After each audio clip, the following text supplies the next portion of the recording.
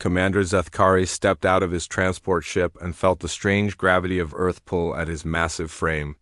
The planet's yellow sun cast unfamiliar shadows across the landing pad at West Point Military Academy. His reptilian skin gleamed under the alien light as he adjusted his ceremonial armor. The chitinous plates covering his 8-foot frame caught the sunlight and threw it back in sharp angles.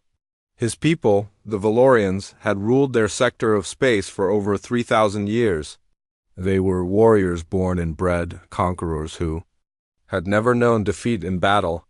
This visit to Earth was supposed to be a simple diplomatic gesture, nothing more than observing the primitive military traditions of a newly discovered species. The humans had only achieved faster-than-light travel. 50 years ago, barely a heartbeat in galactic terms. Intelligence reports suggested they were typical of most young species, probably possessing basic weapons and simple military structures. Zethkari expected to spend a few days watching crude training exercises and listening to elementary tactical discussions before filing a routine report back to the Hegemony Council. The visit would demonstrate Valorian goodwill while confirming what everyone already knew about human military capabilities. A small group of humans approached across the concrete pad. Their leader was a tall man with graying hair and sharp eyes that seemed to take in everything at once. Despite being nearly 2 feet shorter than Zethkari, the human carried himself with unmistakable authority. His uniform was clean and pressed, decorated with colorful ribbons that probably represented various minor achievements.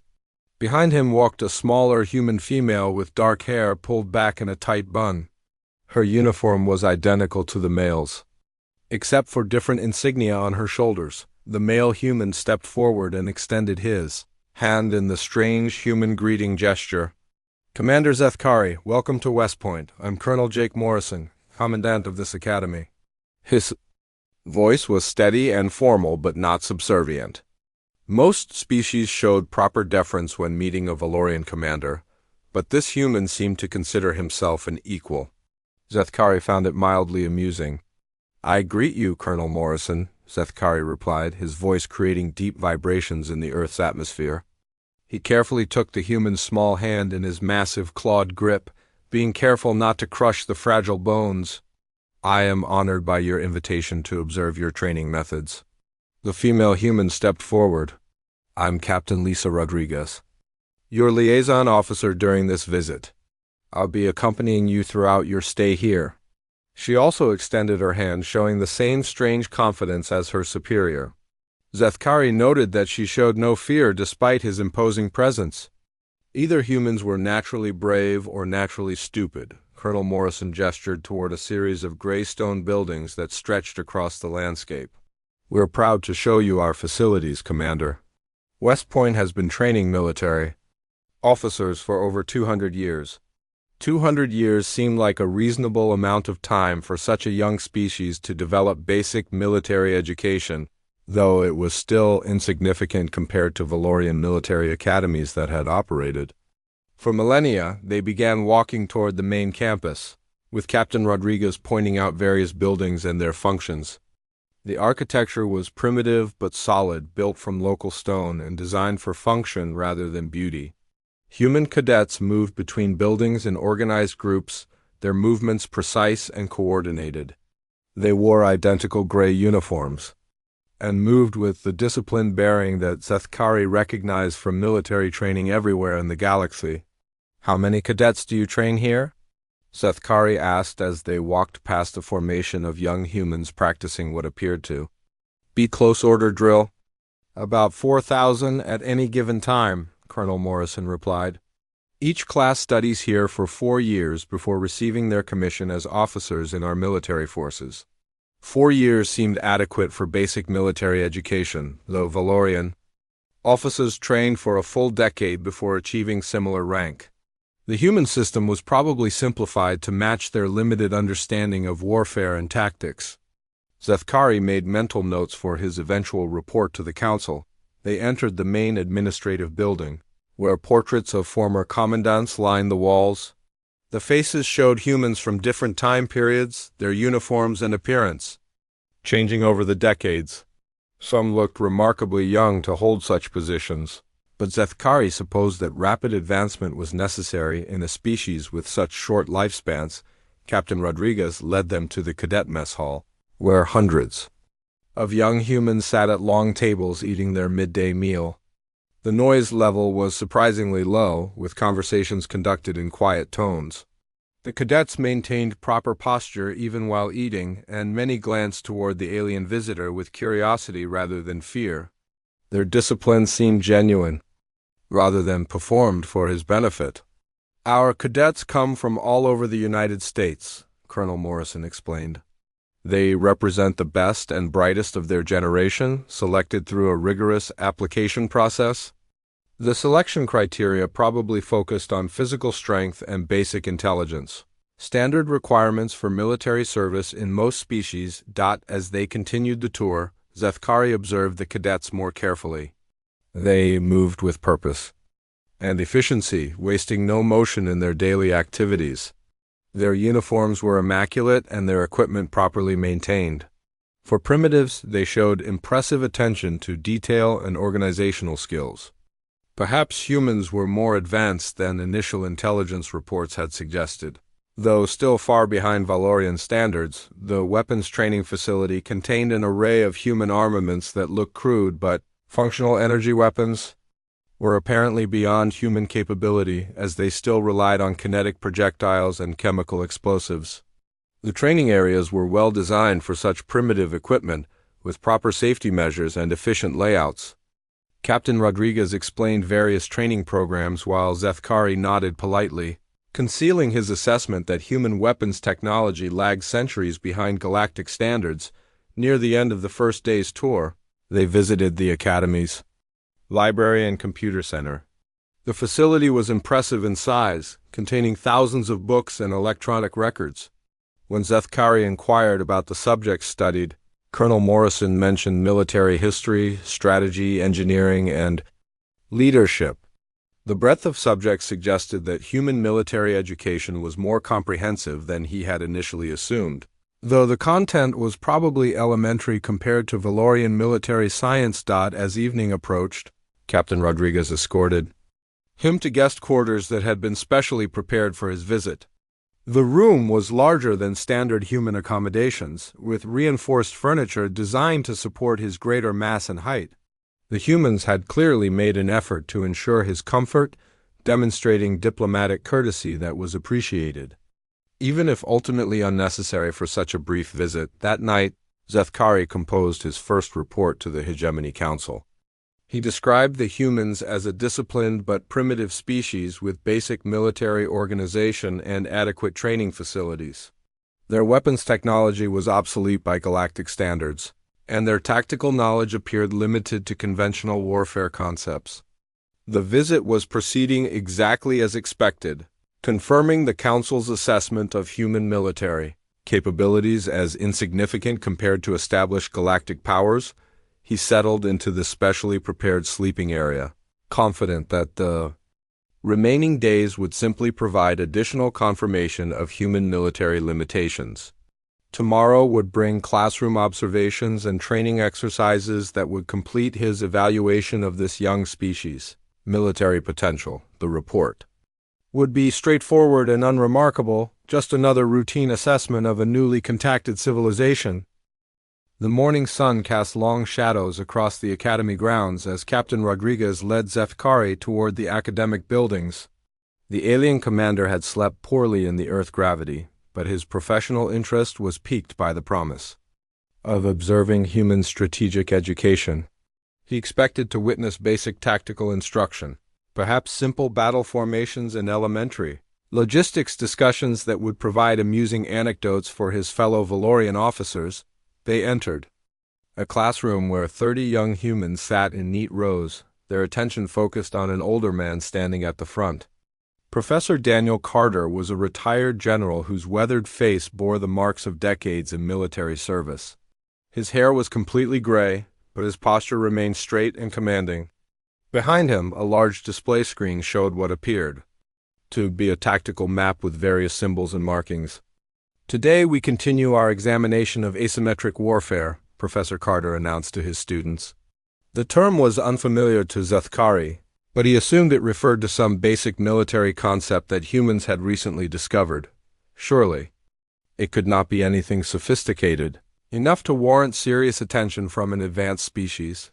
A young cadet named Ryan Brooks raised his hand and was acknowledged by the professor. The human was barely 20 years old, his uniform crisp and his manner respectful. Sir, I've been studying the Vietnam conflict for my thesis project. The North Vietnamese forces were significantly outgunned by American technology, yet they achieved their strategic objectives through persistence and unconventional tactics. Zethkari felt a flicker of interest despite himself.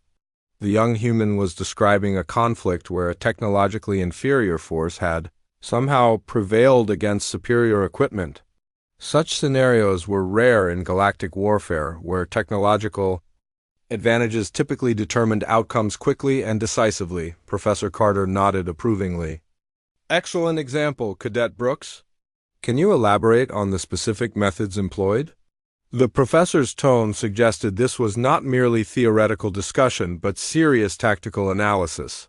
The Vietnamese understood that they didn't need to win battles in the conventional sense, Brooks continued. They focused on making the war too costly for their opponents to continue. They used the terrain to their advantage, avoided direct confrontations when possible, and turned the enemy's technological superiority into a disadvantage through guerrilla tactics and psychological pressure. The alien commander found himself leaning forward slightly. These were not the crude tactics he had expected to hear. The young human was describing sophisticated strategic thinking that demonstrated a clear understanding of warfare beyond simple force-on-force engagements. Another cadet, Michelle Torres, joined the discussion. The same principles applied during the American Revolution, sir. Colonial forces rarely engaged British regulars in open battle. Instead, they used hit-and-run tactics, targeted supply lines, and gradually wore down British resolve through continuous harassment. Professor Carter moved to the display screen and highlighted several historical examples. These conflicts share common characteristics. In each case, the weaker force understood that military victory required more than simply defeating enemy armies. They had to make the war itself unbearable for their opponents. Zethkari shifted uncomfortably in his specially reinforced chair. The discussion was taking an unexpected direction. These humans were not merely discussing tactics, they were analyzing the psychology of warfare itself. They seemed to understand that battles were won in the mind as much as on the battlefield. Let's examine the writings of Sun Tzu, Professor. Carter continued, bringing up text on the display screen. This Chinese general wrote about warfare over 2,000 years ago, yet his principles remain relevant today. All warfare is based on deception. Hence, when able to attack, we must seem unable. When using our forces, we must seem inactive. When we are near, we must make the enemy believe we are far away. When far away, we must make him believe we are near. The alien commander felt a chill run through his reptilian spine. 2,000 years ago, these humans had been developing sophisticated theories about warfare, deception, and misdirection. While his own people had been conquering through superior strength and technology, humans had been studying the subtle arts of military psychology. A cadet named Kevin Martinez raised his hand. Professor Carter, how does this apply to modern warfare? Technology has changed dramatically since Sun Tzu's time. The professor smiled grimly. The tools change, Martinez, but human nature remains constant. Modern asymmetric warfare still relies on the same fundamental principles. Consider recent conflicts in Afghanistan and Iraq. Technologically superior forces found themselves struggling against opponents who understood these ancient principles and adapted them to modern conditions. Captain Rodriguez, who had been standing quietly beside Zethkari, leaned over and whispered, "We've been fighting each other for our entire recorded history, Commander. It's taught us quite a bit about warfare." The casual way she delivered this information sent another chill through Zethkari's frame. Most species in the galaxy had achieved peace within their own populations long before developing space travel. The fact that humans had continued fighting among themselves even while reaching for the stars suggested a level of martial development that was deeply unsettling. Professor Carter continued the lesson by discussing Karl von Clausewitz, a Prussian military theorist. Clausewitz understood that war is fundamentally about politics and will. His famous phrase, "War is the continuation of politics by other means," reminds us that military action must always serve larger strategic purposes. The discussion that followed revealed the depth of human military philosophy. These young cadets discussed concepts that Valorian military academies considered advanced graduate studies. They analyzed the relationship between military force and political objectives with a sophistication that suggested generations of hard-earned experience. When a cadet asked about acceptable casualty rates in asymmetric conflicts, Zethkari expected a theoretical discussion. Instead, Professor Carter pulled up actual historical data showing human acceptance of massive losses in pursuit of strategic objectives. The numbers were staggering. Hundreds of thousands of deaths in single conflicts, millions in larger wars, all accepted as necessary costs of achieving political goals. The key insight, Professor Carter explained to his attentive students, is that humans have never fought a war where survival wasn't ultimately at stake. Even conflicts that appear limited in scope carry the potential for escalation to existential threats. This shapes our entire approach to military planning and execution. The alien commander realized with growing alarm that he was witnessing something unprecedented in his experience. These were not primitive warriors learning basic combat skills. They were the products of a species that had spent millennia refining the art of organized violence. Their casual discussion of massive casualty figures and psychological warfare techniques revealed a level of martial sophistication that rivaled or exceeded anything in Valorian military doctrine. As the class session continued, cadets presented research on various historical conflicts. Each presentation revealed new layers of human military complexity. They discussed economic warfare, propaganda techniques, civilian population control, and resource denial strategies with the same analytical rigor that Valorian officers applied to space fleet tactics. Most disturbing was their matter-of-fact acceptance of total war concepts. When discussing World War II, the cadets showed no emotional reaction to casualty figures that would have horrified most galactic civilizations. They analyzed the strategic bombing of cities, the use of atomic weapons against civilian populations, and the complete mobilization of entire societies for warfare as if these were normal and acceptable military practices, Professor Carter concluded the session with a quote from another human military philosopher, "In war, there are no unwounded soldiers." The students nodded in understanding, apparently grasping implications that Zethkari found deeply troubling. As they left the classroom, Captain Rodriguez asked, "What did you think of our strategic education program, Commander?" Her tone was casual, but her eyes watched his reaction carefully. Zethkari chose his words cautiously. "Your cadets demonstrate impressive analytical skills. The scope of your military history is quite extensive." He did not mention that the scope and brutality of human military history exceeded anything in the known galaxy, or that their casual acceptance of massive casualties suggested a species conditioned for warfare at levels that would traumatize most civilized beings walking across the campus toward their next destination. Zethkari found himself reevaluating his initial assessment of human military capabilities. These were not the primitive warriors he had expected to observe. They were the products of a species that had turned warfare into an art form, refining techniques for organized violence across thousands of years of continuous conflict. The simulation center hummed with electronic activity as Zethkari entered the massive facility with Colonel Morrison and Major Tony Adams. Banks of computers lined the walls, their screens displaying tactical information that would coordinate the day's large-scale military exercise. The alien commander expected to observe a simple training scenario, perhaps basic unit movements or elementary tactical problems designed to teach young cadets fundamental military principles. Major Adams was a compact man with intelligent eyes and calloused hands that spoke of extensive field experience. He gestured toward the central command display where a three-dimensional map showed terrain features, unit positions, and objective markers. Today's exercise involves 4 cadet companies in a multi-phase operation, Adams explained. They'll be operating independently with limited communication, forced to make tactical decisions based on incomplete information. The scenario appeared straightforward enough. 2 companies would defend prepared positions while 2 others attempted to capture key objectives. Standard military training that existed in various forms throughout the galaxy. Zethkari settled into his observation position, expecting to witness competent but unremarkable tactical execution by young humans. Learning basic military skills, the exercise began at dawn with companies moving into their assigned positions.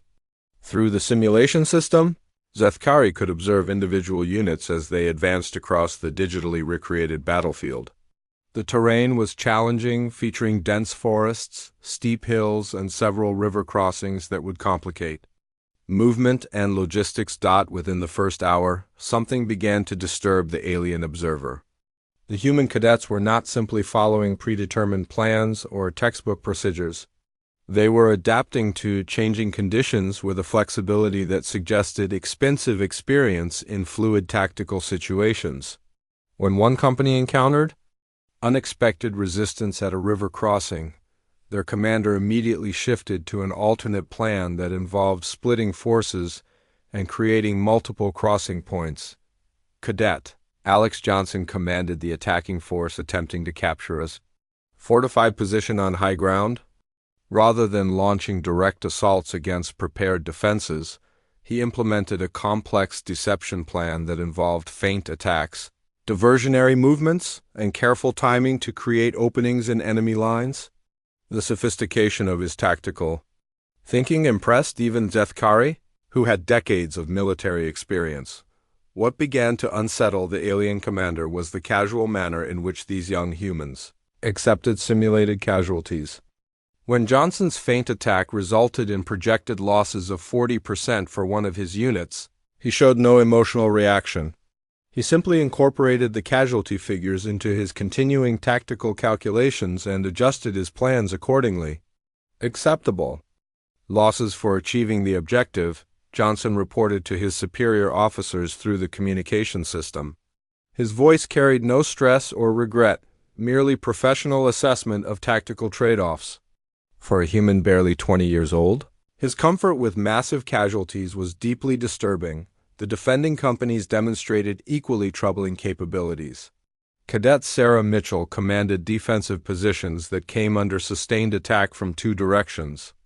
When conventional defensive measures proved insufficient, she authorized the simulated destruction of a bridge. That would deny the enemy a key crossing point but also trap some of her own forces on the wrong side of the river. Red Team casualties. From bridge demolition, 23 personnel, the simulation system announced in mechanical tones. Mitchell acknowledged the report without visible emotion and continued coordinating her defensive efforts. The trapped soldiers were abandoned to their fate while she focused on maintaining the integrity of her main defensive line. Zethkari found himself increasingly disturbed by the cadets' casual acceptance of friendly casualties. In Valorian military culture, commanders who sacrificed their own troops were considered failures and faced severe consequences.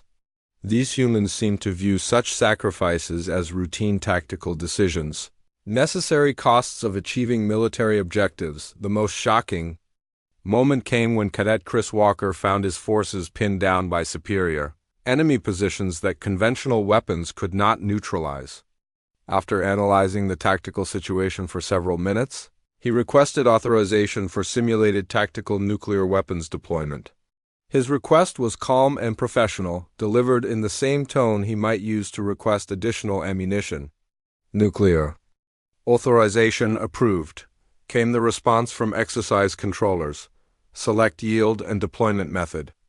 Walker studied the tactical display and selected a low-yield nuclear device for airburst detonation over enemy positions. He calculated blast effects, fallout patterns, and acceptable distances for his own forces with the methodical precision of an experienced weapons officer. The fact that he was barely past his 20th birthday made his competence with weapons of mass destruction genuinely terrifying. Estimated enemy casualties, 400 personnel, the simulation system reported. Friendly casualties from radiation exposure, 12 personnel. Objective secured. Walker acknowledged the casualty figures and immediately began planning his next tactical move. The use of nuclear weapons appeared to be simply another tool in his tactical arsenal, no different from artillery or airstrikes. His emotional detachment from the massive destruction he had just authorized sent chills through Zethkari's reptilian frame. Colonel Morrison noticed the alien commander's obvious distress. "Is something wrong, Commander?" he asked with apparent concern. "The exercise is proceeding normally." The fact that Morrison considered such brutal tactical decision-making to be normal was perhaps more disturbing than the exercise itself. These humans had normalized weapons of mass destruction and casualty acceptance to the point where young cadets could authorize nuclear strikes without emotional stress or apparent moral conflict. "Your cadets seem remarkably comfortable with casualties," Zethkari observed carefully, trying to keep his voice neutral. "They accept heavy losses without apparent concern." Major Adams nodded approvingly. "That's exactly what we want to see. Combat commanders must be able to make hard decisions quickly without letting emotions compromise their tactical judgment. These cadets understand that hesitation costs more lives than decisive action, even when that action involves significant friendly casualties." The exercise continued with escalating levels of simulated violence and destruction.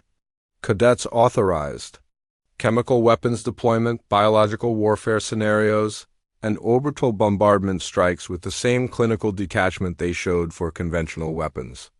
Their training had clearly prepared them to use any available means to achieve military objectives, regardless of the human cost. During a brief break in the action, Zethkari overheard a conversation between two cadet observers. They were discussing casualty ratios and tactical efficiency as if analyzing mathematical equations rather than discussing the simulated deaths of thousands of beings. Their casual academic approach to mass destruction was more chilling than obvious bloodlust would have been. "Walker's nuclear employment was textbook perfect," one cadet commented to another.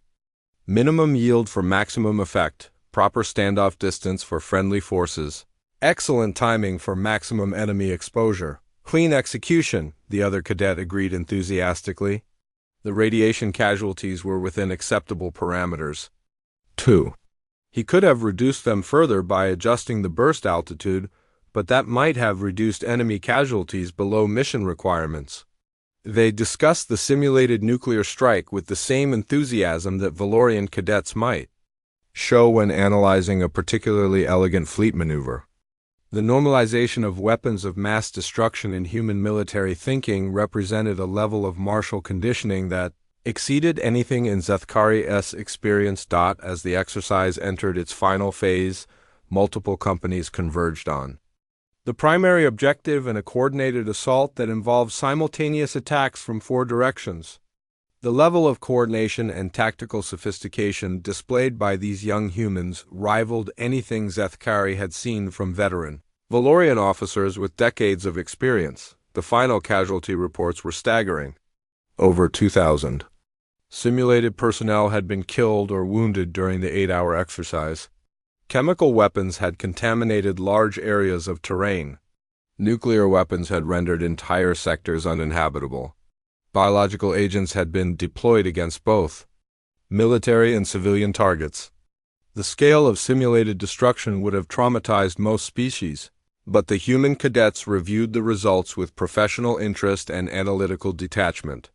"Excellent exercise," Colonel Morrison announced to the assembled cadets as they gathered for debriefing.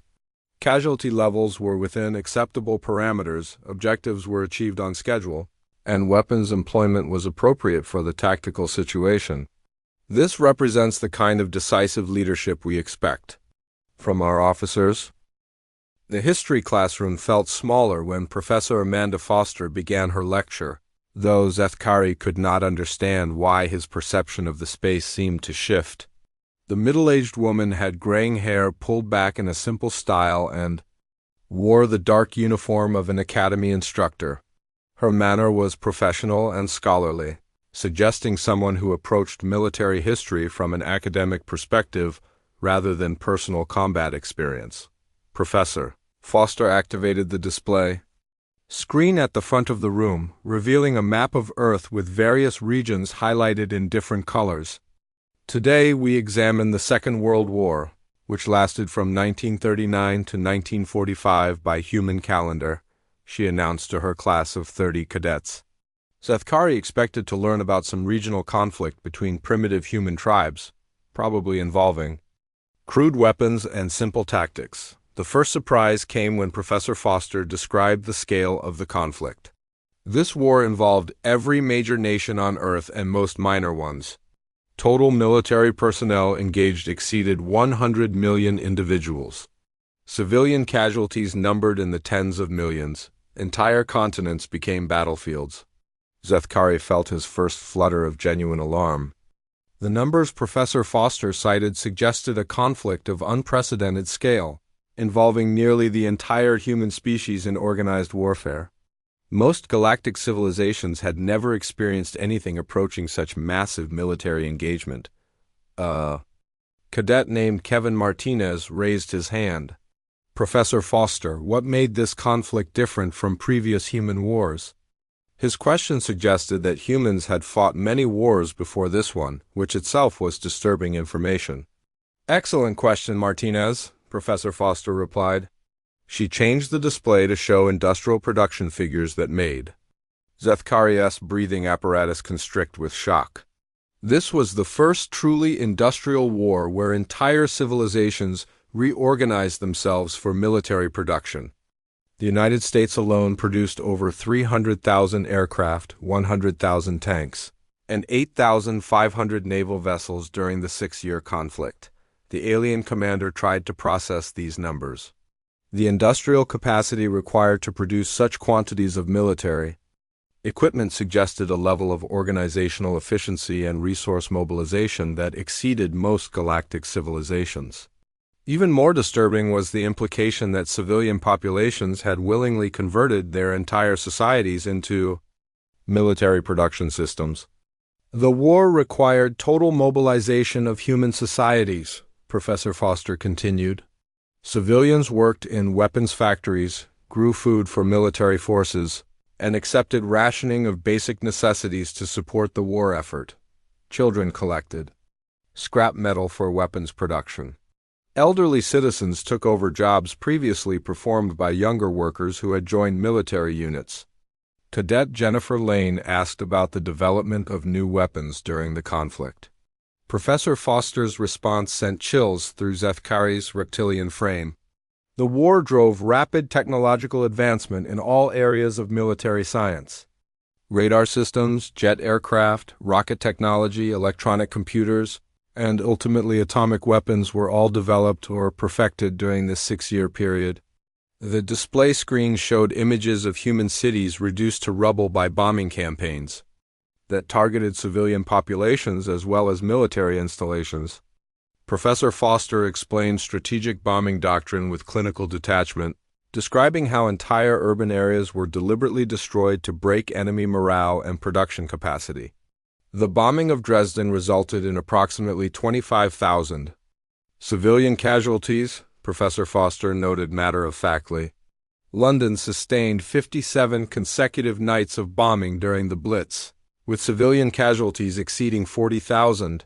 These campaigns represented deliberate attacks on non-combatant populations as legitimate military targets. Zethkari struggled to comprehend the implications of targeting civilian populations. Valorian military doctrine emphasized defeating enemy military forces while minimizing harm to non-combatants. The idea of deliberately destroying cities full of civilians as a military tactic was beyond his cultural understanding. The most shocking revelation came when Professor Foster described the Manhattan Project, the human effort to develop atomic weapons. Beginning in 1942, the United States mobilized over 130,000 people and spent over $2 billion to develop nuclear weapons in complete secrecy. The project involved universities, private corporations, and government agencies working in unprecedented coordination. Cadet Martinez presented research he had conducted on the Manhattan Project. The interesting aspect is how quickly humans went from theoretical physics to deployable weapons. In just over 3 years, they progressed from basic nuclear research to producing weapons capable of destroying entire cities. Professor Foster nodded approvingly. The timeline demonstrates remarkable efficiency in weapons development when humans face existential threats. Similar rapid advancement occurred in radar technology, aircraft design, medical treatments, and communication systems. The display screen showed technical diagrams of the atomic bombs dropped on Hiroshima and Nagasaki. Professor Foster described the effects with scientific precision, noting blast temperatures, radiation levels, and casualty figures. The weapons had killed over 200,000 civilians in 2 attacks, ending the war through demonstration of unprecedented, destructive capability. What disturbed Zethkari most was the cadets' reaction to this information. They showed no emotional response to the massive civilian casualties or the development of weapons capable of destroying cities. Instead, they analyzed the strategic decision-making process and tactical effectiveness with academic interest. The atomic bombs achieved their strategic objective of ending the war without requiring invasion of the Japanese home islands, observed Cadet Lane. Projected casualties for such an invasion were estimated at over 1 million Allied soldiers, and several million Japanese civilians and military personnel. Professor Foster agreed with the assessment. The decision demonstrates typical human military calculation. Accept certain casualties now to prevent greater casualties later. The moral implications were considered secondary to strategic effectiveness. The alien commander realized he was learning about a species that had developed weapons of mass destruction during a period of extreme conflict and had used them against civilian populations without apparent moral restraint. Their casual analysis of such decisions revealed a level of strategic ruthlessness that exceeded anything in galactic military history. The lesson continued with discussion of the Holocaust, the systematic murder of millions of civilians by German forces. Professor Foster presented the information as historical fact without emotional commentary, describing the industrial efficiency with which humans had organized mass murder on unprecedented scales. The Holocaust demonstrates human capacity for organized violence against non-combatant populations, she explained to her attentive students. The systematic nature of the killings required extensive planning, resource allocation, and personnel coordination. It represents military organizational principles applied to civilian extermination. Cadet Martinez asked about resistance movements during the war. Professor Foster's response revealed another disturbing aspect of human military culture: resistance. Groups throughout occupied territories employed asymmetric warfare techniques including terrorism, assassination, sabotage, and guerrilla tactics. Civilians became combatants, making distinction between military and non-military targets increasingly difficult. The blurring of lines between combatants and non-combatants represented a form of warfare that most galactic civilizations had never experienced. The idea that entire populations could become participants in military conflict suggested a species that understood warfare as total societal commitment rather than contests between professional military forces. Professor Foster concluded the lesson by discussing the war's aftermath. The Second World War established patterns that continue to influence human military thinking today. Total mobilization, industrial warfare, strategic bombing of civilian targets, weapons of mass destruction, and asymmetric resistance movements all became accepted elements of modern human conflict. As the class ended, Zethkari overheard conversations between cadets that reinforced his growing alarm. They discussed various weapon systems and tactical innovations from the war with enthusiasm and professional interest. Their casual acceptance of massive civilian casualties and weapons of mass destruction suggested a species that had normalized levels of violence that would traumatize most galactic civilizations. Walking across the campus after the history lesson, Zethkari found himself fundamentally reconsidering his assessment of human military capabilities. The Second World War had occurred less than a century ago, well within living memory for some humans. Their rapid development of advanced weapon systems under wartime pressure demonstrated technological and organizational capabilities that his initial intelligence reports had severely underestimated. More disturbing was the realization that humans had fought this massive global war among themselves while simultaneously developing the scientific and industrial capabilities that would eventually lead to space travel. They had perfected the arts of total warfare and weapons of mass destruction as preparation for reaching the stars. The dining hall reserved for senior staff was smaller and quieter than the main cadet mess, with dark wood paneling and portraits of distinguished military leaders covering the walls. Zethkari had been invited to a private dinner with Academy leadership, an opportunity to discuss military philosophy in a more relaxed setting. He expected polite conversation about training methods and perhaps some insights into human military culture that would complete his routine assessment. Colonel Morrison sat at the head of the rectangular table, with Major Patricia Bell to his right and Sergeant First Class Danny Reed to his left. The sergeant was a compact man with scarred hands and alert eyes that seemed to catalog every detail of his surroundings. His uniform displayed numerous ribbons and decorations that suggested extensive combat experience across multiple conflicts. The meal began with conventional diplomatic pleasantries, but Zethkari found himself increasingly curious about the psychological aspects of human military service. These officers had spent their careers preparing for and participating in warfare, yet they seemed remarkably calm and well-adjusted individuals. "Sergeant Reed," Zethkari began carefully, "your decorations suggest extensive combat experience. How do human soldiers cope with the psychological stress of warfare?" He expected to hear about trauma counseling, medical treatment, or other support systems that most civilized species required after exposure to violence. Reed paused in cutting his steak and looked up with a slight smile. "Combat stress is part of the job, Commander.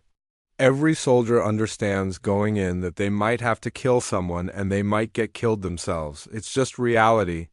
His tone was matter-of-fact, as if discussing routine occupational hazards rather than life-and-death situations.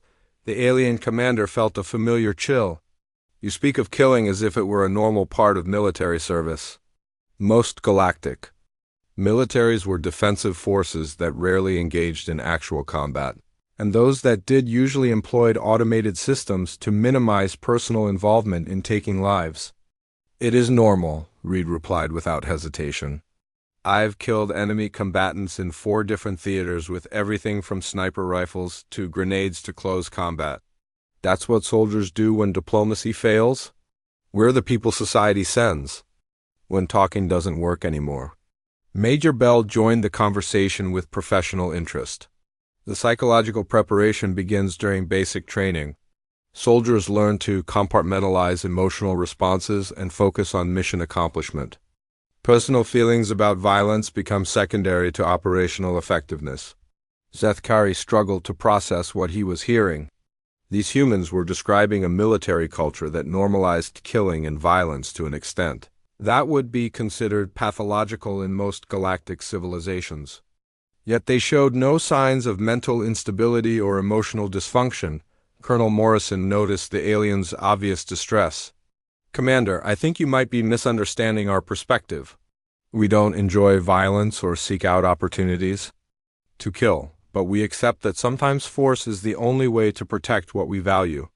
Every human soldier makes peace with that reality before they put on the uniform." The casual acceptance of killing as a routine military function was deeply disturbing to Zethkari's worldview. Valorian warriors fought for conquest and glory, but they considered the taking of life to be a serious matter that required ritual preparation and spiritual cleansing afterward. Sergeant Reed continued, his explanation with unsettling directness. "The hardest part isn't killing the enemy, Commander. It's making decisions that get your own people killed.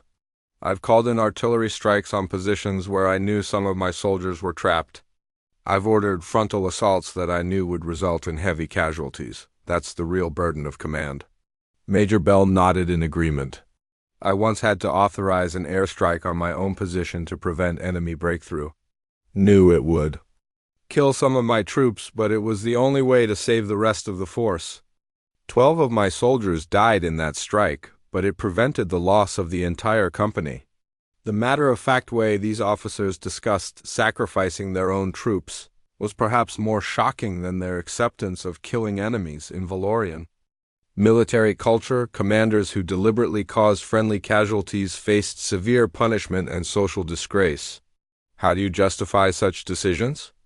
Zethkari asked, genuinely struggling to understand the moral framework that allowed such choices. Colonel Morrison's response was immediate and unwavering. Mathematics, Commander. 12 deaths to prevent 200 deaths. It's not pleasant, but it's necessary.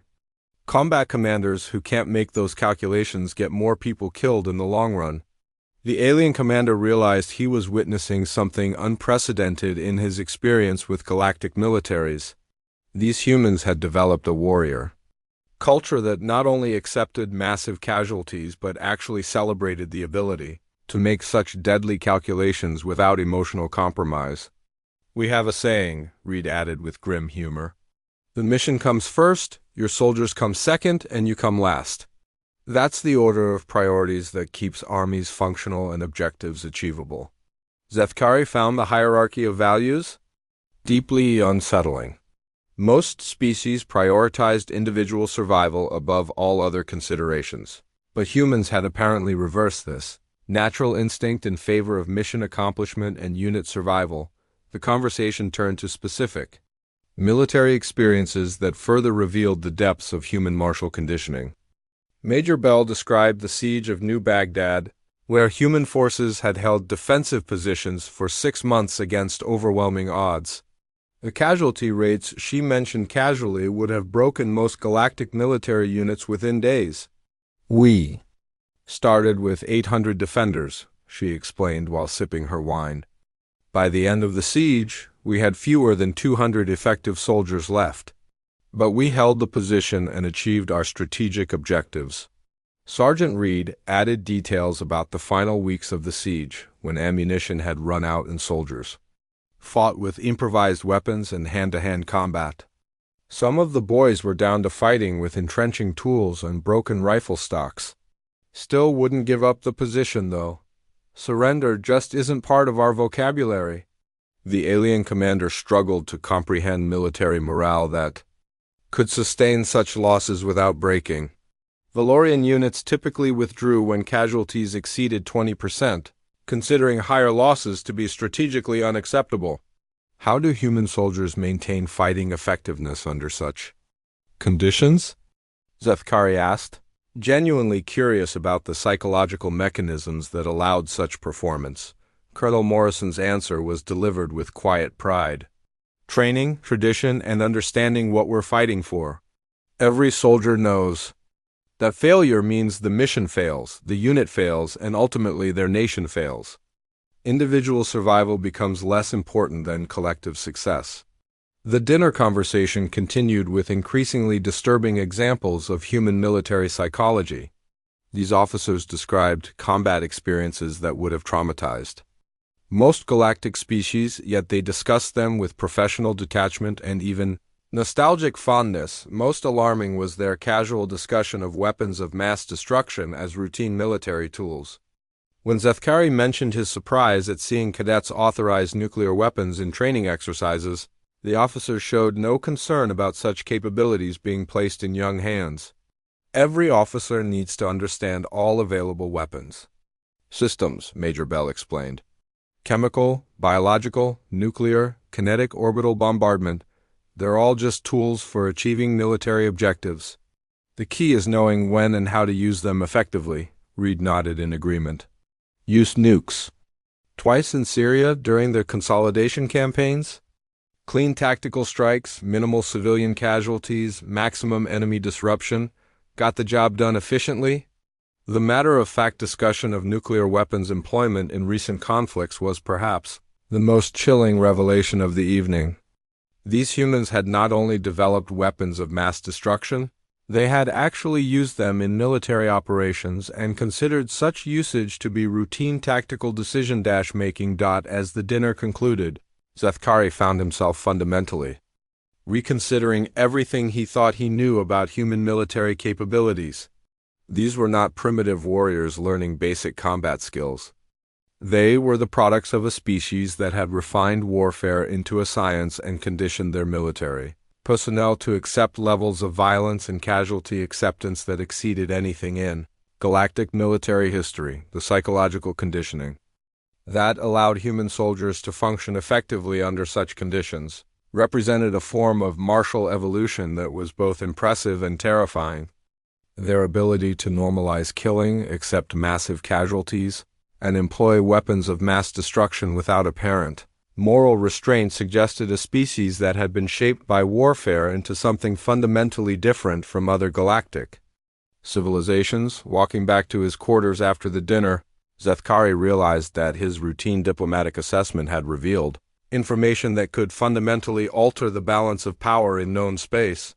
Humanity represented not just a new species to be cataloged, but a potential threat that could challenge the established order of galactic civilization itself. The morning of Zethkari's final day at West Point began with what should have been a routine training exercise. Captain Rodriguez led him to an observation point overlooking a tactical course, where cadets were practicing small unit operations. The alien commander expected to witness standard military drills that would conclude his assessment of human capabilities with unremarkable demonstrations of basic combat skills. The exercise involved 2 squads of cadets maneuvering through simulated urban terrain, practicing coordination and communication under stress. The scenario was designed to test leadership skills and tactical decision-making in a controlled environment where mistakes would result in training failures rather than actual casualties. Everything changed when Cadet Bobby Torres, a squad leader, moving through a narrow alley between concrete barriers, stepped on a piece of equipment that had been improperly secured by maintenance personnel. The malfunction was genuine, not part of the training scenario, and the heavy metal bracket that snapped under his weight caught his leg and twisted it at an unnatural angle. Torres went down hard, his scream of pain cutting through the morning air. The sound was unmistakably real, different from the simulated distress calls that were part of training exercises. Blood immediately began pooling beneath his trapped leg, and his face went pale with shock and agony. Zethkari expected the exercise to halt immediately while medical personnel treated the injured cadet. In Valorian training, any actual injury resulted in automatic suspension of all activities until the wounded individual received proper care. The safety and welfare of personnel always took priority over training objectives. Instead, something happened that fundamentally shattered Zethkari's understanding of human military psychology. The other cadets in Torres's squad acknowledged his injury with quick glances and hand signals, but they continued moving toward their assigned objective without breaking stride. Cadet Lavra Kim, Torres's squad leader, made a rapid assessment of the situation and transmitted brief instructions through her communication system. Rodriguez and Martinez, provide first aid and security for Torres. Jackson, call for medical evacuation. The rest of the squad continues to the objective. 2 cadets immediately move to help their injured teammate, applying field dressings and calling for medics while establishing a defensive perimeter around his position. But Kim and the remaining 6 members of her squad continued advancing toward their training objective as if nothing had happened. Zethkari felt his breathing apparatus constrict with shock. These young humans were abandoning their wounded comrade to complete a training exercise.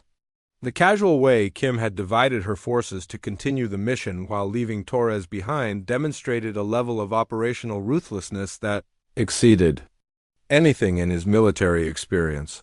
Captain Rodriguez, Zethkari said urgently, shouldn't the exercise be terminated? One of your cadets is seriously injured. Rodriguez glanced at him with genuine confusion. The medics are handling Torres, Commander. The mission continues. That's how it works in real combat situations, too. The alien commander watched in growing horror as Kim's reduced squad reached their objective and began the simulated assault. on a defended position. The cadets moved with professional efficiency, their actions coordinated and purposeful despite having just left a wounded teammate behind. Their emotional detachment from Torres's injury was complete and apparently automatic. Medical personnel arrived within minutes and began treating Torres's compound fracture with competent efficiency.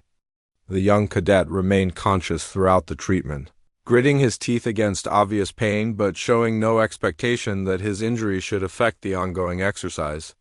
Good training value in this situation, Torres managed to say, through gritted teeth as medics stabilized his leg. Real combat doesn't stop for casualties either. Even while suffering significant injury, the human cadet was analyzing the training benefits of his own misfortune.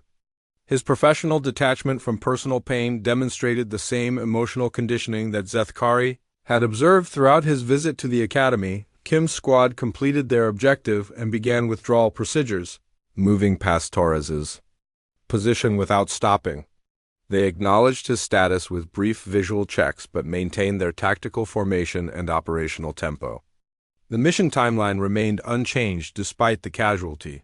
When the exercise concluded 30 minutes later, Kim finally approached her injured teammate and knelt beside the stretcher where medics had immobilized his leg. "Sorry we had to leave you behind, Bobby," she said with genuine regret. "Mission requirements," Torres managed a weak smile. "No problem, Lavar, you made the right call. Individual casualties can't compromise unit effectiveness." The casual acceptance of abandonment by both the injured cadet and his teammates revealed a level of military conditioning that Zethkari found deeply disturbing. These young humans had internalized the principle that mission accomplishment took priority over individual welfare to such an extent that they applied it automatically even during training exercises. Colonel Morrison arrived as medics loaded Torres onto a transport vehicle for evacuation to the Academy Hospital. The Commandant's first question was not about the cadet's condition, but about the exercise completion status. "Objective secured on schedule despite the casualty," Kim reported with professional pride. "Squad cohesion remained intact throughout." "The operation," Morrison nodded approvingly. "Excellent leadership under stress, Cadet Kim. Real combat presents similar challenges, and your response demonstrates proper priorities." The fact that Morrison praised Kim for abandoning her wounded teammate rather than criticizing her callousness revealed the depth of human military values. These people had institutionalized emotional detachment and mission-focused thinking to levels that would be considered pathological in most galactic civilizations. As they walked away from the training area, Colonel Morrison addressed Zethkari's obvious distress with patient explanation. "I know this seems harsh, Commander, but it's necessary conditioning. In real combat, soldiers who stop to help every casualty get more people killed. The mission must come first, always." The alien commander struggled to find words that could express his horror at what he had witnessed. "Your cadets show remarkable emotional control," he managed finally. "They seem well prepared for the realities of military service." Morrison's response was delivered with quiet pride. "That's exactly what we want to hear.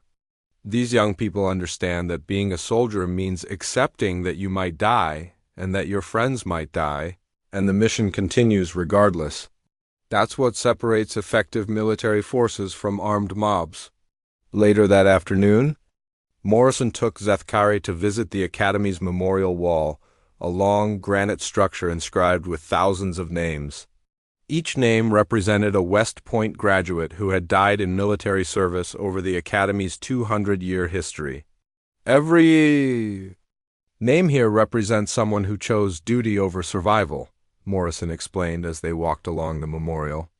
"They understood that some things are worth dying for, and they were willing to make that sacrifice when the time came." The sheer number of names on the wall was staggering. Thousands of young humans had graduated from this institution and subsequently died in various conflicts around the globe. The memorial represented a casualty rate that would have closed most galactic military academies as unacceptably dangerous. "The interesting thing," Morrison continued, "is that knowing about this memorial doesn't discourage applications to the Academy. If anything, it motivates cadets to live up to the standard set by those who came before them.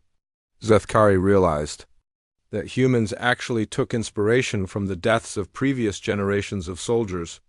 Rather than serving as a warning about the dangers of military service, the memorial functioned as motivation for current cadets to accept similar risks. That evening, as Zethkari prepared for departure, he composed his final report to the Valorian Hegemony Council.